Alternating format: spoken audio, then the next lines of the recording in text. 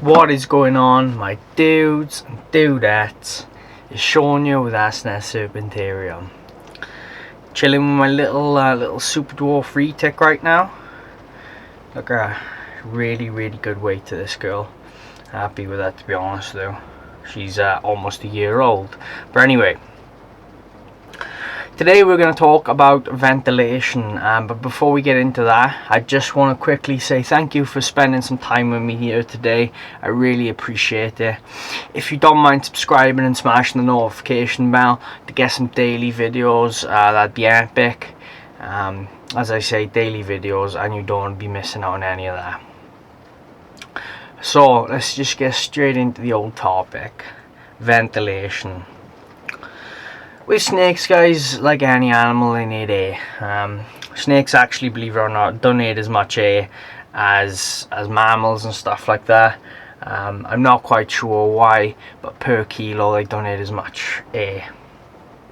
But you do want to give them a source of fresh air, though, okay? You don't want to leave the air get stagnant. So I'm assuming a lot of you are using rubs and a lot of you are using Vivs. It depends on the species of how much ventilation you actually give. For example, a ball python or anything sort of like the mid-range sort of ventilation range, like retics, ball pythons, corn snakes, stuff like that. The general rule of thumb is the more ventilation the better, as long as it's still meeting the humidity requirements. Hello. So the more ventilation the better in general, as long as you can still meet the humidity requirements. So the snake still has perfect sheds and stuff like that.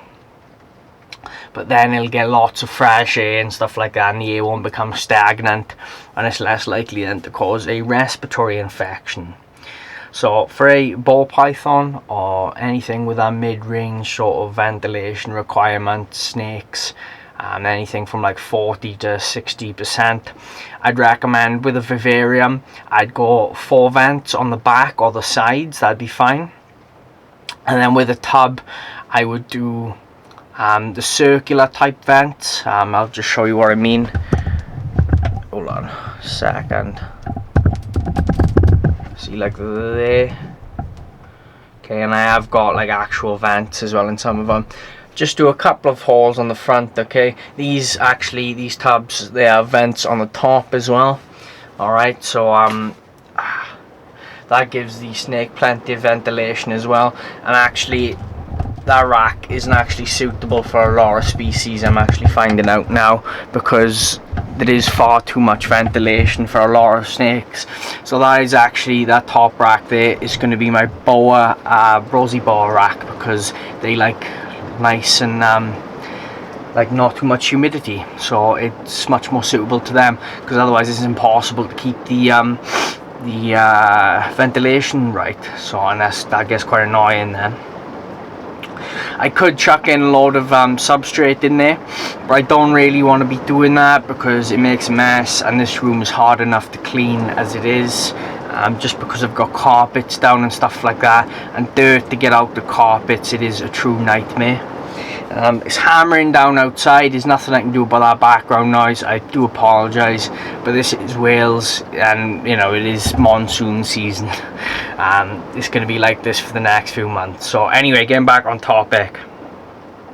If it's a dry species, then a species that likes it nice and dry, not have much humidity at all, the rule of thumb is the more ventilation the better, as long as you can't escape. Something like a warmer python, a rosy boa, or a sand boa, offer as much ventilation as you possibly can give it, just to keep the humidity nice and low and keep the fresh air coming in, so that the snake is nice and happy. And then with something like a rainbow boa, you want to lower the ventilation a little bit more than what you would for a royal python or a ball python, and just make sure that the humidity is nice and high, but you still want to have some air gaps so that the air doesn't become stagnant and stuff like that, but keep it to a minimum then, and then you'll be better off for it. General rule of thumb for a rainbow boa is, I'd say, probably 2 vents at the back or sides. Obviously there is that gap on the front as well on most vivs, so that the glass doesn't stick together when it gets humid. So you could probably in a lot of vivs get away actually with rainbow boas not actually having any vents on the back, because there is that 8mm gap along the front of the glass. So you could get away with that. Or you could do, say, with a rub, maybe four holes on the front, 4 on the back. As long as there's some air coming in, they'll be fine.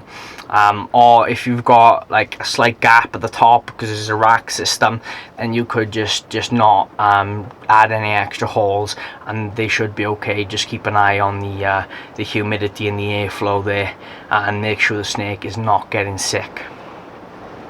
Generally, I don't measure humidity. I find it a complete waste of time. The hydrometers that you see commonly available on the reptile market are absolute garbage. I just go off the sort of feel of it. After a while, after you've a bit more experience, you can sort of sense how humid it is, if that makes sense. You can sense when it's dry, and you can sort of gauge it like that. You can also do it off, is your snake shedding properly? If yes, great. But is it damp all the time, and should it be damp? If the answer is no, then you need to drop the humidity back a bit. You shouldn't really, with a lot of species like ball pythons and boas and stuff like that, those mid-range humidity snakes, or the lower end humidity snakes, you should not see any condensation, especially the lower end humidity snakes. If there's condensation, then something has gone really, really wrong.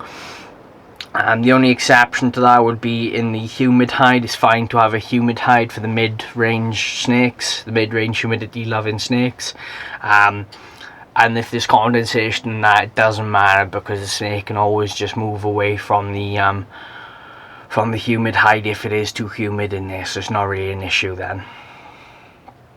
So I hope you've enjoyed this video, guys. I hope you've enjoyed seeing this little girl. Again, thank you for spending some time with me here today. I really appreciate it. If you enjoyed the video and you made it this far, drop us a like, comment down below. I'll definitely get back to you. Make sure you subscribe and you've got that bell clicked. You don't want to be missing out on any of this content. I will see you in the next one, guys. Bye.